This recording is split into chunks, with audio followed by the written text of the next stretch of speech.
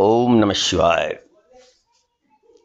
दोस्तों, शिव पुराण की कथा लेकर के हम आपके सामने उपस्थित हुए हैं। शिव पुराण सनातन धर्म में बहुत ही महत्व है। जो महादेव के भक्त हैं, शिव के भक्त हैं, वे शिव पुराण को अत्यंत ही उत्तम मानते हैं। इसका श्रवण करना प्रत्येक भक्त के लिए, प्रत्येक शिव भक्त के लिए, महादेव के भक्त के लिए बहुत ही कल्याणकारी है। दोस्तों, एक बार श्री शौनक जी ने पूछा कि महाज्ञानी सूत जी, आप संपूर्ण सिद्धांतों के ज्ञाता हैं। प्रभो, मुझसे पुराणों की कथाओं के सार तत्व का विशेष रूप से वर्णन कीजिए। ज्ञान और वैराग्य सहित भक्ति से प्राप्त होने वाले विवेक की वृद्धि कैसे होती है, तथा साधु पुरुष किस प्रकार अपने काम, क्रोध आदि मानसिक विकारों का निवारण करते हैं। इस घोर कलिकाल में जीव प्राय आसुर स्वभाव के हो गए हैं। उस जीव समुदाय को शुद्ध दैवी संपत्ति से युक्त बनाने के लिए सर्वश्रेष्ठ उपाय क्या है? आप इस समय मुझे ऐसा कोई शाश्वत साधन बताइए जो कल्याणकारी वस्तुओं में भी सबसे उत्कृष्ट एवं परम मंगलकारी हो, तथा पवित्र करने वाले उपायों में भी सर्वोत्तम पवित्रकारक उपाय हो। तात वह साधन ऐसा हो जिसके अनुष्ठान से शीघ्र ही अंतःकरण की विशेष शुद्धि हो जाए, तथा उससे निर्मल चित्त वाले मनुष्य को सदा के लिए शिव की प्राप्ति हो जाए। श्री सूत जी ने कहा, मुनिश्रेष्ठ शौनक, तुम धन्य हो, क्योंकि तुम्हारे हृदय में पुराण कथा सुनने का विशेष प्रेम एवं लालसा है। इसलिए मैं शुद्ध बुद्धि से विचार कर तुमसे परम उत्तम शास्त्र का वर्णन करता हूँ। हे वत्स, वह संपूर्ण शास्त्रों के सिद्धांत से संपन्न, भक्ति आदि को बढ़ाने तथा भगवान शिव को संतुष्ट करने वाला है। कानों के लिए रसायन अमृत स्वरूप तथा दिव्य है, तुम उसे श्रवण करो। वह परम उत्तम शास्त्र है शिव पुराण, जिसका पूर्व काल में भगवान शिव ने ही प्रवचन किया। यह काल रूपी सर्प से प्राप्त होने वाले महान त्रास का विनाश करने वाला उत्तम साधन है। गुरुदेव व्यास ने सनत कुमार मुनि का उपदेश पाकर बड़े आदर से संक्षेप में ही इस पुराण का प्रतिपादन किया है। इस पुराण के पन्यन का उद्देश्य है कलयुग में उत्पन्न होने वाले मनुष्यों के परम हित का साधन। यह शिव पुराण परम उत्तम शास्त्र है। इसे इस भूतल पर भगवान शिव का वांग्मय स्वरूप समझना चाहिए और सब प्रकार से इसका सेवन करना चाहिए। इसका पठन और श्रवण सर्व साधन रूप है। इसमें शिव भक्ति पाकर श्रेष्ठतम स्थिति में पहुंचा हुआ मनुष्य शीघ्र ही शिव पद को प्राप्त कर लेता है। इसलिए संपूर्ण यत्न करके मनुष्यों ने इस पुराण को पढ़ने की इच्छा की है। इसके अध्ययन को अभिष्ट साधन पाना है। इसी तरह इसका प्रेम पूर्वक श्रवण भी संपूर्ण मनोवांछित फलों को देने वाला है। यह शिव पुराण नामक ग्रंथ 24,000 श्लोकों से युक्त है। इसकी 7 संहिताएं हैं। मनुष्य को चाहिए कि वह भक्ति, ज्ञान और वैराग्य से संपन्न हो बड़े आदर से इसका श्रवण करे। जो निरंतर अनुसंधान पूर्वक इस शिव पुराण को बाँचता है, नित्य प्रेम पूर्वक इसका पाठ मात्र करता है, वह पुण्यात्मा है, इसमें संशय नहीं है।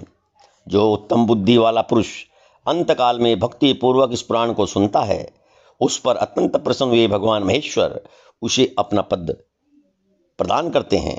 जो प्रतिदिन आदर पूर्वक इस शिव पुराण का पूजन करता है, वह इस संसार में संपूर्ण भोगों को भोग कर अंत में भगवान शिव के पद को प्राप्त कर लेता है।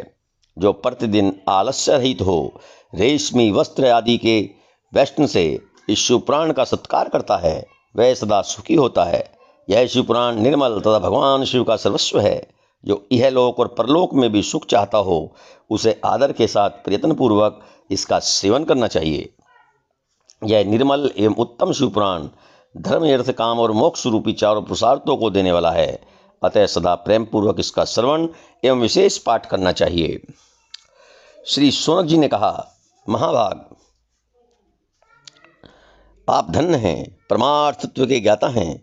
आपने कृपा करके हम लोगों को यह बड़ी अद्भुत एवं दिव्य कथा सुनाई है। भूतल पर इस कथा के समान कल्याण का सर्वश्रेष्ठ साधन दूसरा कोई नहीं है। यह बात हमने आज आपकी कृपा से निश्चय पूर्वक समझ ली। सूत जी, कलयुग में इस कथा के द्वारा कौन कौन से पापी शुद्ध होते हैं, उन्हें कृपा पूर्वक बताइए और इस जगत को कृतार्थ कीजिए। सूत जी बोले, मुने, जो मनुष्य पापी, दुराचारी, खल तथा काम क्रोध आदि में निरंतर डूबे रहने वाले हैं, वे भी इस पुराण के श्रवण पठन से अवश्य ही शुद्ध हो जाते हैं। इसी विषय में जानकर मुनि इस प्राचीन इतिहास का उदाहरण दिया करते हैं, जिसके श्रवण मात्र से पापों का पूर्णतः नाश हो जाता है। पहले की बात है, कहीं किरातों के नगर में एक ब्राह्मण रहता था, जो ज्ञान में अत्यंत दुर्बल, दरिद्र, रस बेचने वाला तथा वैदिक धर्म से विमुख था। वह स्नान संध्या आदि कर्मों से भ्रष्ट हो गया था और वैश्यवृत्ति में तत्पर रहता था। उसका नाम था देवराज।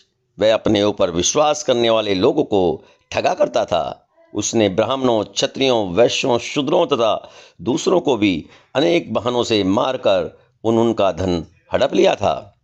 परंतु इस पापी का थोड़ा सा भी धन कभी धर्म के काम में नहीं लगा था। वह वेश्यागामी तथा सब प्रकार से आचार भ्रष्ट था। एक दिन घूमता घामता वह देवयोग से प्रतिष्ठानपुर में जा पहुंचा। वहां उसने एक शिवालय देखा, जहां बहुत से साधु महात्मा एकत्र हुए थे। देवराज उस शिवालय में ठहर गया, किंतु वहां उस ब्राह्मण को ज्वर आ गया। उस ज्वर से उसको बड़ी पीड़ा होने लगी। वहां एक ब्राह्मण शिव पुराण की कथा सुना रहे थे। ज्वर में पड़ा हुआ देवराज ब्राह्मण के मुखारविंद से निकली हुई उस शिव कथा को निरंतर सुनता रहा। 1 मास के बाद वह ज्वर से अत्यंत पीड़ित होकर चल बसा। यमराज के दूत आए और उसे पासों से बांधकर बलपूर्वक यमपुरी में ले गए।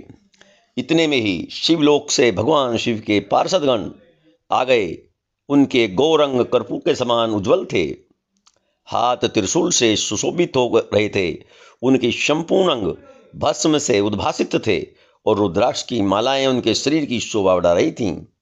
वे सब के सब क्रोधपूर्वक यमपुरी में गए और यमराज के दूतों को मार पीट कर बारंबार धमकाकर उन्होंने देवराज को उनके चंगुल से छुड़ा लिया और अत्यंत अद्भुत विमान पर बैठाकर जब वे शिवदूत कैलाश जाने को उद्यत हुए, उस समय यमपुरी में बड़ा भारी कोलाहल मच गया। उस कोलाहल को सुनकर धर्मराज अपने भवन से बाहर आ गए। साक्षात दूसरे रुद्रों के समान प्रतीत होने वाले उन चारों दूतों को देखकर धर्मज्ञ धर्मराज ने उनका विधि पूर्वक पूजन किया और ज्ञान दृष्टि से देखकर सारा वृतांत जान लिया। उन्होंने भय के कारण भगवान शिव के उन महात्मा दूतों से कोई बात नहीं पूछी, उल्टे उन सब की पूजा एवं प्रार्थना की। तत्पश्चात वे शिवदूत कैलाश को चले गए और वहां पहुंचकर उन्होंने उस ब्राह्मण को दयासागर सांब शिव के हाथों में दे दिया। शौनक जी ने कहा, महाभाग सूत जी, आप सर्वज्ञ हैं, महामते, आपके कृपा प्रसाद से मैं बारंबार कृतार्थ हुआ। इस इतिहास को सुनकर मेरा मन अत्यंत आनंद में निमग्न हो रहा है। अतः अब भगवान शिव में प्रेम बढ़ाने वाली शिव संबंधनी दूसरी कथा को भी कहिए। श्री सूत जी बोले, शौनक, सुनो, मैं तुम्हारे सामने गोपनीय कथा वस्तु का भी वर्णन करूंगा, क्योंकि तुम शिव भक्तों में अग्रगण्य तथा वेद वेत्ताओं में श्रेष्ठ हो। समुद्र के निकटवर्ती प्रदेश में एक वास्कल नामक ग्राम है, जहाँ वैदिक धर्म से विमुख महापापी द्विज निवास करते हैं। वे सब के सब बड़े दुष्ट हैं। उनका मन दूषित विषय भोगों में ही लगा रहता है। वे न देवताओं पर विश्वास करते हैं न भाग्य पर। वे सभी कुटिल वर्ती वाले हैं, किसानी करते हैं और भांति भांति के घातक अस्त्र शस्त्र रखते हैं। वे व्यभिचारी और खल हैं। ज्ञान वैराग तथा सद्कर्म का सेवन ही मनुष्य के लिए परम पुरुषार्थ है। इस बात को वे बिल्कुल नहीं जानते हैं। वे सभी पशु बुद्धि वाले। वहाँ के अन्य वर्णों के विषय में क्या कहा जाए। अन्य वर्णों के लोग भी उन्हीं की भांति कुत्सित विचार रखने वाले स्वधर्म विमुख एवं खल हैं। वे सदा कुकर्म में लगे रहते और नित्य विषय भोग में ही डूबे रहते हैं। वहाँ की सब स्त्रियां भी कुटिल स्वभाव की, स्वेच्छाचारणी, पापासक्त, कुत्सित विचार वाली और व्यभिचारणी हैं। वे सद्व्यवहार तथा सदाचार से सर्वथा शून्य हैं। इस प्रकार वहाँ दुष्टों का ही निवास है। उस वास्कल नामक ग्राम में किसी समय एक बिंदुक नामधारी ब्राह्मण रहता था। वह बड़ा अधम था, दुरात्मा और महापापी था। यद्यपि उसकी स्त्री बड़ी सुंदरी थी, तो भी वह कुमार्ग पर ही चलता था। उसकी पत्नी का नाम चंचुला था। वह सदा उत्तम धर्म के पालन में लगी रहती, तो भी उसे छोड़कर वह दुष्ट ब्राह्मण वेश्यागामी हो गया था। इस तरह कुकर्म में लगे हुए उस बिंदुक के बहुत वर्ष व्यतीत हो गए। उसकी स्त्री चंचुला काम से पीड़ित होने पर भी स्वधर्म नाश के भय से क्लेश सहकर भी दीर्घ काल तक धर्म से भ्रष्ट नहीं हुई, परंतु दुराचारी पति के आचरण से प्रभावित हो आगे चलकर वह स्त्री भी दुराचार नहीं हो गई। इस तरह दुराचार में डूबे हुए उन मूढ़चित वाले पति पत्नी का बहुत सा समय व्यर्थ बीत गया। तदंतर शूद्र जातीय वैश्या का पति बना हुआ वह दूषित बुद्धि वाला दुष्ट ब्राह्मण बिंदुक समय अनुसार मृत्यु को प्राप्त हो नरक में जा पड़ा। बहुत दिनों तक नरक के दुख भोग कर वह मूढ़ बुद्धि पापी विंध्य पर्वत पर भयंकर पिशाच हुआ। इधर उस दुराचारी पति बिंदु के मर जाने पर वह मूढ़ हृदया चंचला बहुत समय तक पुत्रों के साथ अपने घर में ही रही। एक दिन देवयोग से किसी पुण्य पर्वत आने पर वह स्त्री भाई बंधुओं के साथ गोकर्ण क्षेत्र में गई। तीर्थ यात्रियों के संग से उसने भी उस समय जाकर किसी तीर्थ के जल में स्नान किया। फिर वह साधारणतया मेला देखने की दृष्टि से बंधुजनों के साथ यत्र तत्र घूमने लगी। घूमती घामती किसी देव मंदिर में गई और वहां उसने एक देवज्ञ ब्राह्मण के मुख से भगवान शिव की परम पवित्र एवं मंगलकारिणी उत्तम पौराणिक कथा सुनी। कथावाचक ब्राह्मण कह रहे थे कि जो स्त्रियां पर पुरुषों के साथ व्यभिचार करती हैं, वे मरने के बाद जब यमलोक में जाती हैं, तब यमराज के दूत उनकी योनि में तपे हुए लोहे का परिघ डालते हैं। पौराणिक ब्राह्मण के मुख से यह वैराग्य बढ़ाने वाली कथा सुनकर चंचुला भय से व्याकुल हो गई और वहीं कांपने लगी। जब कथा समाप्त हुई और सुनने वाले सब लोग वहां से चले गए, तब वह भयभीत नारी एकांत में शिव पुराण की कथा बाँचने वाले उन ब्राह्मण देवता से बोली, ब्राह्मण, मैं अपने धर्म को नहीं जानती थी, इसलिए मेरे द्वारा बड़ा दुराचार हुआ है। स्वामिन, मेरे ऊपर अनुपम कृपा करके आप मेरा उद्धार कीजिए। आज आपके वैराग्य रस से ओतप्रोत इस प्रवचन को सुनकर मुझे बड़ा भय लग रहा है। मैं कांप उठी हूँ और मुझे संसार से वैराग्य हो गया है। मुझ मूढ़चित वाली पापनी को धिक्कार है। मैं सर्वथा निंदा के योग्य हूँ। कुत्सित विषयों में फंसी हुई और अपने धर्म से विमुख हो गई हूँ। न जाने किस किस घोर कष्टदायक दुर्गति में मुझे पड़ना पड़ेगा और वहाँ कौन बुद्धिमान पुरुष कुमार्ग में मन लगाने वाली मुझ पापनी का साथ देगा। मृत्यु काल में उन भयंकर यमदूतों को मैं कैसे देखूंगी। जब वे बलपूर्वक मेरे गले में फंदे डालकर मुझे बांधेंगे, तब मैं कैसे धीरज धारण कर सकूंगी। नरक में जब मेरे शरीर के टुकड़े टुकड़े किए जाएंगे, उस समय विशेष दुख देने वाली उस महायातना को मैं वहाँ कैसे सहूंगी। मैं मारी गई, मैं जल गई, मेरा हृदय विदीर्ण हो गया और मैं सब प्रकार से नष्ट हो गई, क्योंकि मैं हर तरह से पाप में ही डूबी रही हूँ। ब्राह्मण, आप ही मेरे गुरु, आप ही माता और आप ही पिता हैं। आपकी शरण में आई हुई मुझ दीन अबला का आप ही उद्धार कीजिए, उद्धार कीजिए। सूत जी कहते हैं, सोनक इस प्रकार खेद और वैराग से युक्त हुई चंचुला ब्राह्मण देवता के दोनों चरणों में गिर पड़ी। तब उन बुद्धिमान ब्राह्मण ने कृपा पूर्वक उसे उठाया और इस प्रकार कहा। ब्राह्मण बोले, हे नारी, सौभाग्य की बात है कि भगवान शंकर की कृपा से शिव पुराण की इस वैराग्ययुक्त कथा को सुनकर तुम्हें समय पर चेत हो गया है।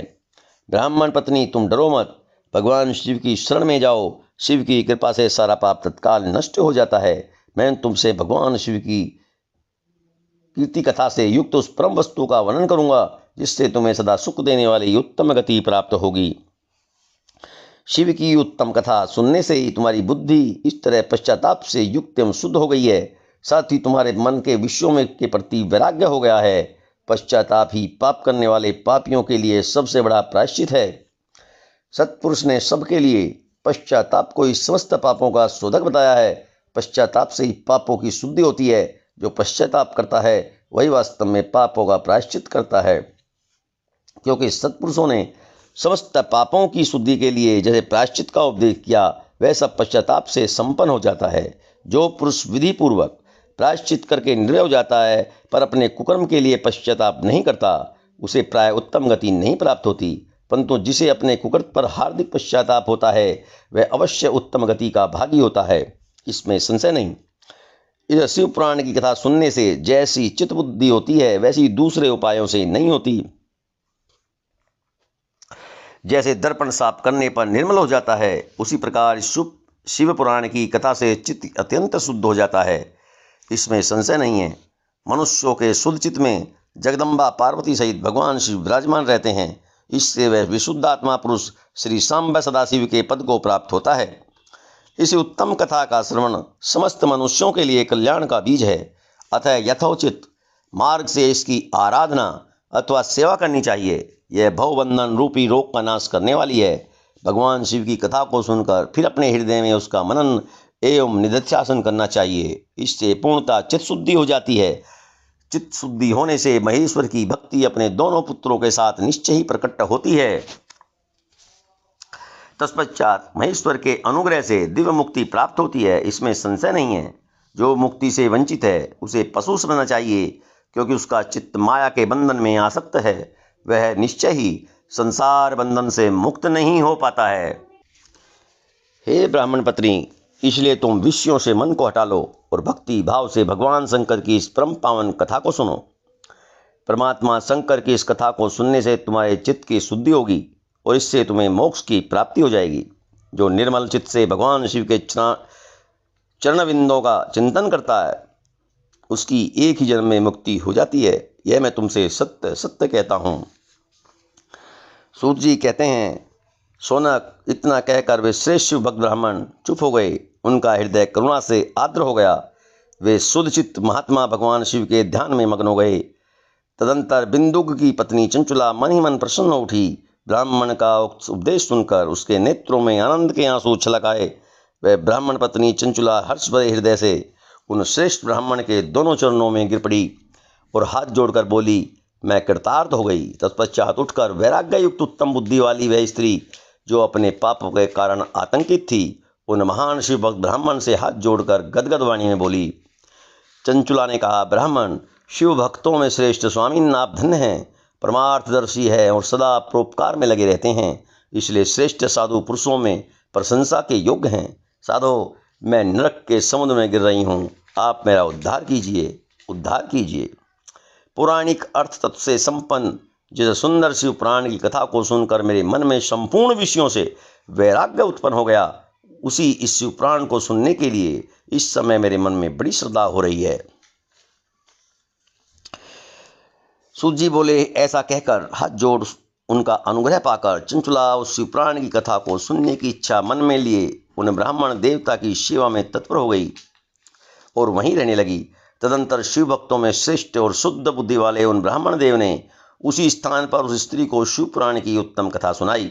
इस प्रकार उस गोकर्ण नामक महाक्षेत्र में उन्हीं श्रेष्ठ ब्राह्मण से उसने शिव पुराण की वह परम उत्तम कथा सुनी, जो भक्ति, ज्ञान और वैराग्य को बढ़ाने वाली थी। उस परम उत्तम कथा को सुनकर वह ब्राह्मण पत्नी अत्यंत कृतार्थ हो गई। उसका चित्त शीघ्र ही शुद्ध हो गया। फिर भगवान शिव के अनुग्रह से उसके हृदय में शिव के सगुण स्वरूप का चिंतन होने लगा। इस प्रकार उसने भगवान शिव में लगी रहने वाली उत्तम बुद्धि पाकर शिव के सच्चिदानंद स्वरूप का बारंबार चिंतन किया। तत्पश्चात समय के पूरे होने पर भक्ति, ज्ञान और वैराग्य से युक्त हुई चंचुला ने अपने शरीर को बिना किसी कष्ट के त्याग दिया। इतने में ही त्रिपुर शत्रु भगवान शिव का भेजा हुआ एक दिव्य विमान द्रुत गति से वहां पहुंचा, जो उनके अपने गणों से संयुक्त और भांति भांति के शोभा साधनों से संपन्न था। चंचुला उस विमान पर आरूढ़ हो और भगवान शिव के श्रेष्ठ पार्षदों ने उसे तत्काल शिवपुरी में पहुंचा दिया। उसके सारे मल धुल गए। वह दिव्य रूप धारणी दिव्यांगना हो गई।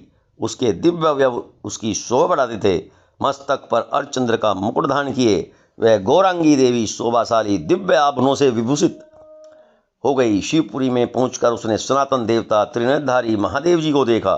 सभी मुख्य देवता उनकी सेवा में खड़े थे। गणेश, भृंगी, नंदेश्वर, वीरभद्रेश्वर आदि उनकी सेवा में उत्तम भक्ति भाव से उपस्थित थे। उनकी अंगकांति करोड़ों सूर्य के समान प्रकाशित हो रही थी। कंठ में नील चिन्ह शोभा पाता था। 5 मुख और प्रत्येक मुख में 3-3 नेत्र थे। मस्तक पर अर्धचंद्राकार मुकुट शोभा देता था।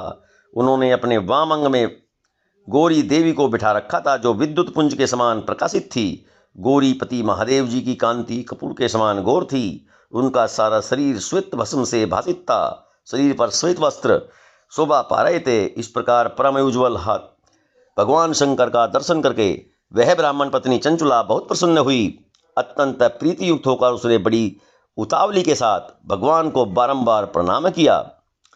फिर हाथ जोड़कर वह बड़े प्रेम, आनंद और संतोष से युक्त हो विनित भाव से खड़ी हो गई। उसके नेत्रों से आनंद अश्रुओं की अविरल धारा बहने लगी तथा संपूर्ण शरीर में रोमांच हो गया। उस समय भगवती पार्वती और भगवान शंकर ने उसे बड़ी करुणा के साथ अपने पास बुलाया और सौम्य दृष्टि से उसकी ओर देखा। पार्वती जी ने तो दिव्य रूप धारणी बिंदु प्रिया चंचुला को प्रेम पूर्वक अपनी सखी बना लिया। वह उस परमानंद घन ज्योति स्वरूप सनातन धाम में अविचल निवास पाकर दिव्य शोक से संपन्न हो अक्षय सुख का अनुभव करने लगी। बोलो श्री महादेव भगवान की जय, शिव शंकर भगवान की जय, उमापति महादेव की जय।